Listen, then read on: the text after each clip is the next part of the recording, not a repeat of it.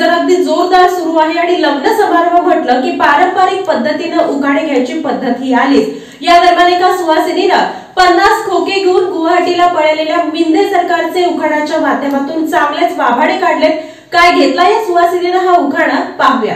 सध्या सर्वत्र लग्न सराईचा सीझन जोरात सुरू आहे। लग्न समारंभ म्हटलं की पारंपरिक पद्धतीने उखाणे घेण्याची प्रथा असतेच। अशाच एका लग्न समारंभात एक उखाणा घेतला।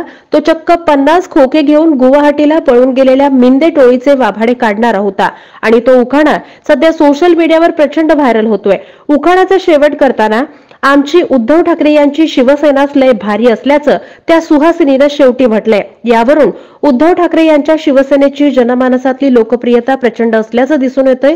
तो उखाणा नेमका काय आहे पाहूया। खोबऱ्याच्या वाटीने भरली ओटी, ओटी घेतले 50 कोटी, आमदार पळाले गुवाहाटी, मग म्हणे काय ते डोंगर काय ती झाडी, नको ती डोंगर नको ती झाडी, शेखरचं नाव घेते आमची उद्धव ठाकरेंची शिवसेनाच भारी।